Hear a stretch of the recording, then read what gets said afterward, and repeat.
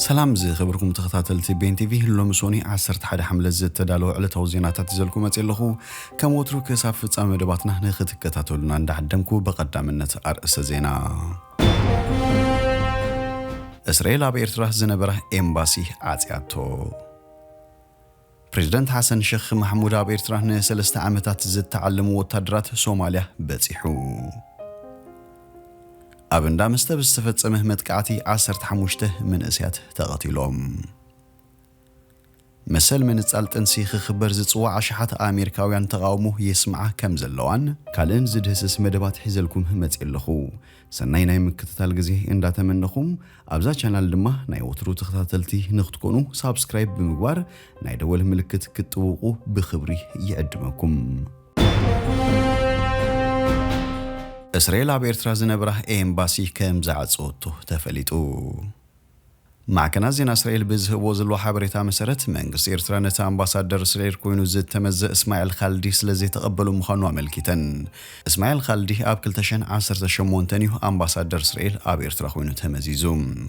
انتخونا وقعو سرحون مجمار بمنغس إرتراح تقبل نتكركب نيروم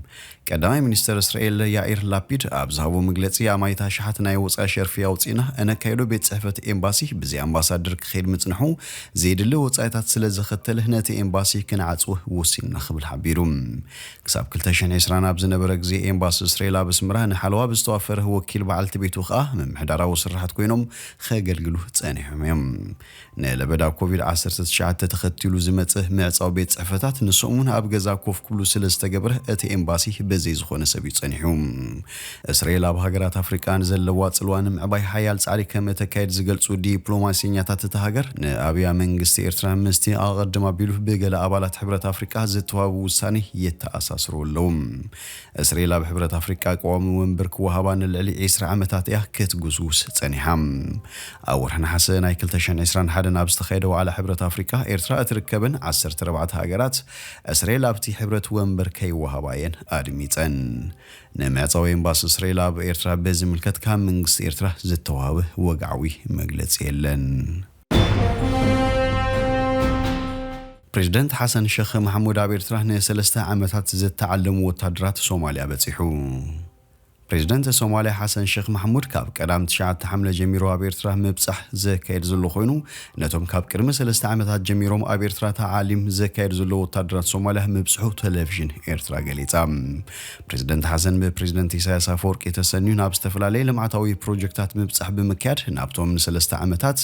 تعاليم كايدو تصنيحهم زد تبالو هاقراو سراويت سوماليا مبصحن أبتا قاطامي سنسرات مرقا كم زد تخايدن اتا تلفزيون أكالي عام أبتي علت ممرق تعلمتي سومالويان مريت وتدرس الفخ كايدون كله أت بريزيدنت ونتهم وتدرات مززام سلطنا مبصحهم انقع حقوسكم كم زبلهم تجليسهم تلفزيون إرتران أزاز سلطنتي تقريسا كم زجلصتو أتا أزازي سلطنتي زقسمو تمرتي أمرقات حيلن تمرتن سوماليام كسرحو مخانم جليزم بريزيدنت فيدرالويت ريبوبليك سومال حسن شيخ محمود كا بريزيدنت إساياس أفورقي بزغربلو عدمه كاب قدام جميرو ن4 معلتات بإرترا مبصح كايد مخانيو تجليس زلوم أبكالاي معلتي عدوتو خانا بستفلالي لمعطاو بروجكتات إرترا مس بريزيدنت إساياس بمخان عدوت بمكيات يوهنابتي أبزوادوب كب سومالويان وتدرات كعلمو زصنحو بوتا مبصح فتيمم ابيرترا زعلمو زنبر وتدرات سومال ابتي اب حدار كلتشن عسرانا اب تግራይ زتول اكونات حد ኢትዮጵያም اب ጎን ሰራዊት ኢትዮጵያን ኤርትራን በመሆን ተሳቲፎም ዝብል ስምዕታ ካብ ሓለፍቲ ህዝባዊ ወያነ ሓርነት ትግራይ ቀሪቡ መንባሩ ዝከሪም እንትኾነ መንግስቱ ሶማል ነዚ ክነጽጉ ጸንሕዩም በሰንክ ዚያ ሞቃዲሾ ደቀናብ ያሉ ዝብል ሓያል ህዝባዊ ተቃውሞ አስዒቡ መንባሩ ይዝከርም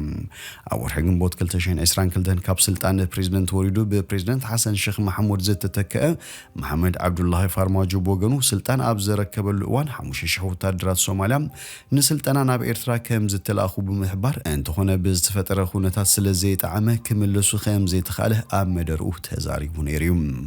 5 መስከረም 2018 ናብ ኤርትራ ዝተረኸቡ ፕሬዝዳንት ኤርትራ ኢሳያስ አፈወርቂ ቀዳማይ ሚኒስትር ኢትዮጵያ አብይ አሕመድን ፕሬዝዳንት ሶማሊያ ነበር መሐሙድ አብዱላሂ ፋርማጆን ሓቢሮም ንምስራሕ ሱሉሳዊ ስምዕ ምኽታሞም ይዝከር። እቲ ሱሉሳዊ ስምዕ ጂኦግራፊካዊ ታሪኻዊ ባህላውን ሃይማኖታውን ሓበራዊ ረብሓታት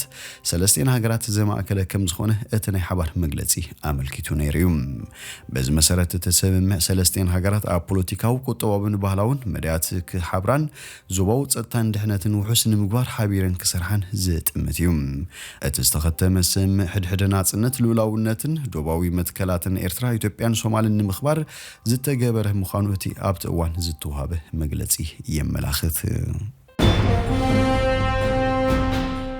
ኣብ እንዳመስተ ብዝተፈጸመ መጥቃዕቲ 15 መንእስያት ተቐቲሎም።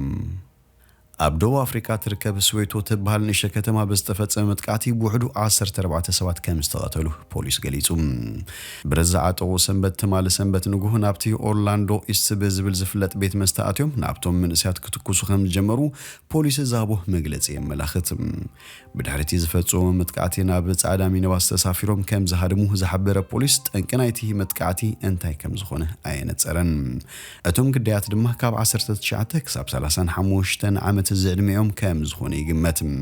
ሓለቓ ፖሊስ ግዛኣት ጋውተን ሌተናንት ጀነራል ኤልያስ ማዌላ እቲ መጥቃዕቲ ኣብ ልዕሊ ሰላማውያን ሰራሕተኛታት እቲ ቤት መስተ ዝነጻጸረ ጭካነ ዝተመልኦ ቅትለት ከም ዝኾነ ተዛሪቡ። ኣብ ደቡብ ኣፍሪካ ተኹሲ ልሙድ ኮይኑ መብዛሕትኡ ግዜ ምስ ኣብ ዘይሕጋዊ ተግባራት ዝተሳተፉ ሰባት ወይ ኣልኮላዊ መስተ ብዝተተሓሓዘ እዩ ዘጋጥም። እዚ ግን ብዙሓት መንእሰያት ዝተቐትልሉ ብምዃኑ ከም ዝፍለይ ይግለጽ። ቅድሚ ሰሙን ኣቢሉ ኣብ ከተማ ኢስት ለንደን ኣብ ዝርከብ ካልእ እንዳ መስተ ብጋዝ ወይ ብመርዚ ንዝሞቱ 22 መንእሰያት ሲዒቡ እዩ ኣጋጢሙ ዘሎም። ሽዑቶም 22 ኣፍላ መንእሰያት ምውዳእ ፈተና ፍርቂ ዓመት ምክንያት ብምግባር ብሓባር ኣብ ሓደ እንዳ ሌታዊ ትልኢት ይዘናግዑ እዮም ነይሮም። እቶም 22 ኮተት ኣብ ውሽጢ እቲ ሌታዊ ትልኢት ኣብ መሬትን ጠረጴዛን ወዲቖም ዝተረኸቡ ክኾኑ እንከሉ ዕድሚኦም ካብ 13 ክሳብ ደቂ 20 ዓመት ምዃኖም ይግመት። ካብቶም ግዳያት ብዕድመ ዝንኣሰት ጓል 13 ዓመት ህፃኑን ምንባራ ዝፍለጥ እዩ። ኣብ ሓደ ለይቲ ክንዲዚ ዝኣኽሉ መንእስያት ብምማቶም ኣብቲ ሃገር ዓብይ ስንባደ ፈጢሩ ነይሩ እዩ። ፕሬዝዳንት ሲሪል ራማፎዛ ብሞቶም መንእስያት ዝተሰምዑ ዓሚቕ ሓዘን ምግላጹ ድማ ይዝከር። ተማለ ድማ ኣብ ስዌቶ ኣብ ዝርከብ ሓደ ቤት መስተ ብዘይተፈልጠ ምክንያት 14 መንእስያት ምቕታሎም ዘደንጹ ኩነታት ፈጢሩሎም። መሰል ምንጻል ጥንሲ ክኽበር ዝጽዋዕ ኣሽሓት ኣሜሪካውያን ተቃውሞ የስማዕ ኣለዋ። ቀዳማ ብርእሰ ከተማ ኣሜሪካ ኣብ ዝተኻየደ ሰልፊ ብኣሽሓት ዝቑጸሩ ሰባት ነቲ ኣብ ዝሓለፈ ወርሒ ዝተለወጠ ናይ ምንጻል ጥንሲ መሰላት ብምቅዋም ድምፆም ኣስሚዖም። እቲ ንኣስታት 50 ዓመታት ዝጸንሐ ምንጻል ጥንሲ ዝፈቅድ ዝነበረ ሕጊ ብላዕለዋይ ቤት ፍርዲ ካብ ዝስረስ ድሕሪ 2 ሰሙን እዩ እዚ ሰልፊ ተኻይዱ። እቶም ተቃወምቲ ኣይንምለስን ኢና እናብሉ ኣብ ከባቢ ዋይት ሃውስ ዝተኣከቡ ኮይኖም ገሊኦም ንባዕሎም ምስቲ ኣፍ ደገ ከኣስሩ ተራዮም። ብግምት 10,000 ዝኾኑ ሰባት ካብ መላእ ኣሜሪካ ከም ዝተኣከቡቶም ኣዳለውቲ ገሊጾም። ጓል 33 ዓመት ሎሮን ፒረስ ኣብቲ ሰልፊ ንኽትሳተፍ ካብ ዳላስ ኣስታት 2100 ኪሎ ሜትር ተጓዒዛ እያ መፅያ። ንዓይ ኣብ ሰብነትና ናይ ምውሳን መሰረታዊ መሰል ክኽበር ካብ ምቅላስ ዝበልጽ ጉዳይ የለን። እዚ ከዓ ማእሰርቲ ዘኽትል እንተደኣ ኮይኑ ድልውቲ እየ ትብል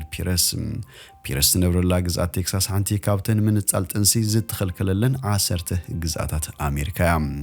መብዛሕትኦም ምንጻል ጥንሲ ከም ቅትለት ዝቆፅርዎ ኣንጻር ምንጻል ጥንሲ ወፈራ ክካየድ ሰባት ነቲ ቤት ፍርዲ ዝወሰነ ውሳነ ብተሓጓስዮም ተቐቢሎሞም። ፒርስ ልክዕ ከምቶም ኣብ ዋይት ሃውስ ዝተኣከቡ ብዙሓት ሰባት ንፕሬዝደንት ጆ ባይደንን ምምሕዳሩን እቲ መሰል ንኽኽበር ዝያዳ ጻዕሪ ብዘይምግባሮም ከም ዝተበሳጨወ ተገልጽ። ፕሬዝደንት ባይደን ካብ ደለይቲ ለውጢ ንዘጋጠሙ ጸቕጢ ስዒቡ ክፍሊ ጥዕና ንምንጻል ጥንሲ ዝከላኸለሉ ቀንዲ መምርሒ ብዓርቢ ፈሪሙ እዩ። ስልጣን እቲ ፕሬዝደንት ግን ድሩት እዩ። ንሕጊ ኮንግረስ ሓሊፉ ነቲ ላዕለዋይ ቤት ፍርዲ ዘውፅኡ ሕጊ ከልዕሎ ኣይክእልን።